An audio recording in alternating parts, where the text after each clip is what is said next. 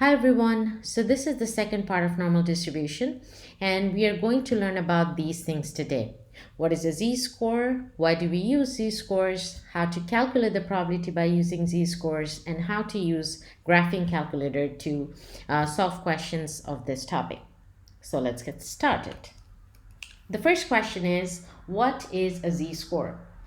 A z-score gives you an idea of how far your data point is from the mean. So this is how we represent it. It's actually a measure of how many standard deviation below or above your data point is from the mean.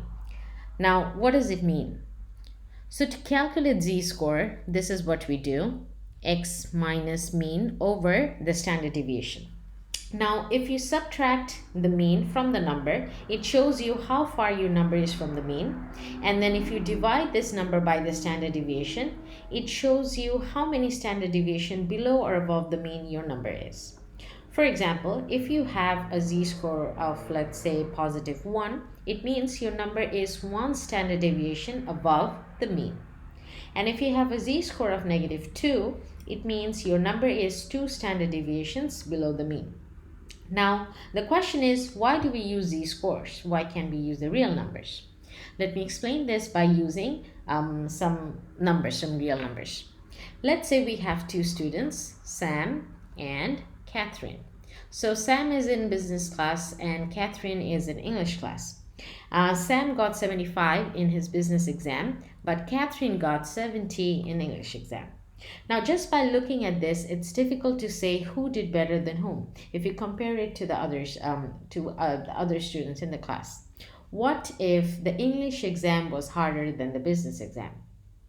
Let's say the mean of the business exam was maybe 80 and the standard deviation was, the standard deviation, let's say it's 5. And the mean of the English exam is, let's say, 60. And standard deviation was 10.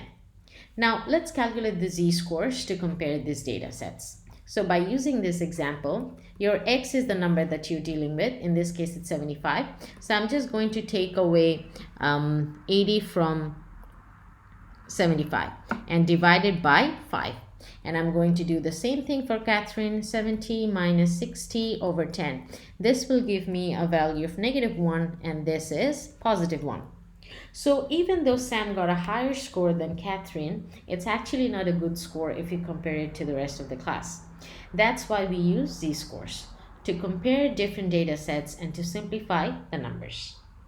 Now let's look at standard normal distribution. So when we use these scores, we take the mean to be 0 all the time and the standard deviation is 1 so that it's easy to compare different data sets. Let's say my first example is I want you to find the probability of z being greater than negative 2 and less than positive 1. Now you will you will need a GDC or a graphing calculator like this to calculate the probability of this. So I don't have the online version, so I'm just going to show you by using these photos. Now obviously you are going to turn on your calculator first and then you are going to click on this thing, second, and then this one, vars. So once you click second and vars, you will see this screen. So you will have few options and we are going to choose this one, normal CDF. So click on that. After that you will see this. So for my calculator, this is an old version.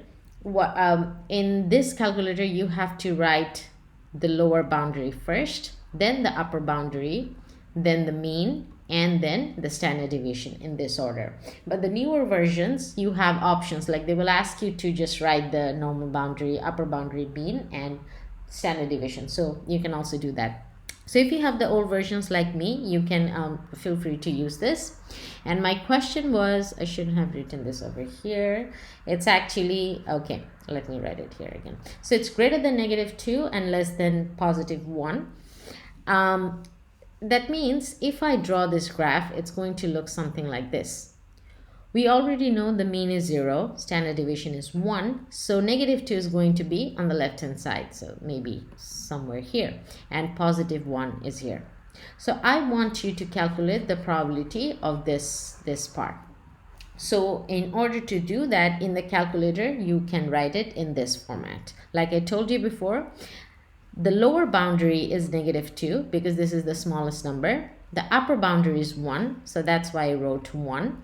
Then I wrote the mean and then my standard deviation. So once you put these numbers, just click enter and then you will get your answer. In this case, it's 0.819.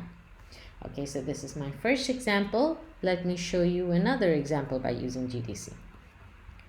Let's say I want you to calculate the probability of z being less than 1. So if I draw the graph like this, again, this is my 0, so this is 1. Okay, so I'm just going to draw like this. Now, this question is a little bit different because I don't know where this graph is ending. So it's just less than 1, that means everything. So when you have questions like this, we use these kind of numbers. So we take a very small number. In this case, actually always, if you don't know, you use this, -1e99. How to type this in the calculator? You go up, you use this negative sign. Remember, don't use this one. So click on this, then 1. And after that, you need the e, which is second, and then this thing.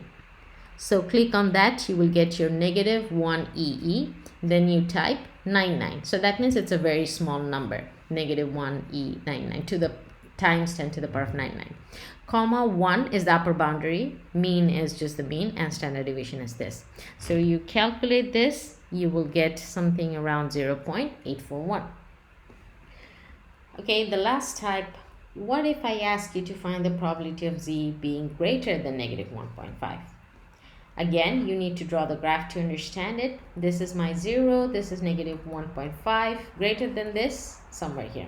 Again, I don't know where it's ending, right side, so I'm going to take a very large number. In this case, I'm going to use +1, E99. So when it's positive, you can just write 1 and then type second, comma, that is EE, that will give you EE. So in this case, you are going to write -1.5 first because this is the smallest number, and the upper boundary is 1e99, comma 0, comma 1. If you type this in the calculator, you will get something around 0.933, and that's your probability.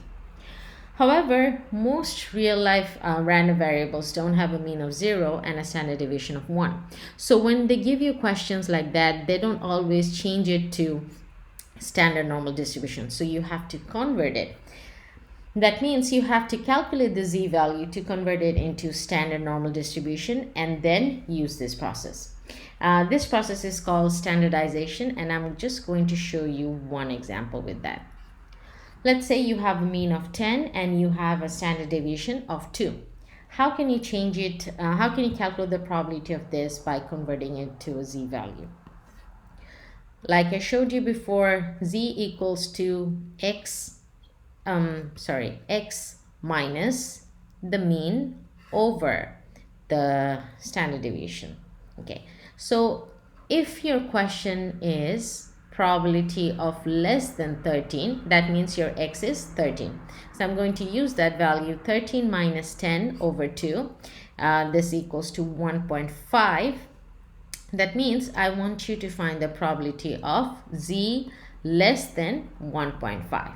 Now for z, you know the mean is 0 and the standard deviation is 1. So I'm just going to write it in the calculator. When I draw this, this is 0 because I changed this to z. 1.5 is somewhere around here, less than this is this. Now it's going to the left hand side. I don't know where it's ending, pretty small number, so I'm going to use this again. So this is the lower boundary, upper boundary, 0 and 1. If you type this in the calculator, you will get 0.933 by using the same process that I showed you before. And also note something, that if you don't use the z value, you can also calculate this directly from your GDC by using these numbers. So in that case, you would have to write it's less than 13, I don't know where it's ending, so it's negative 1e99, comma 13, comma 10, because the mean is 10 in this case and the standard deviation is 2. If you type this in the calculator, you will also get same value, that is 0.933. Okay, so thank you for watching this video. That will be all for today. See you next time.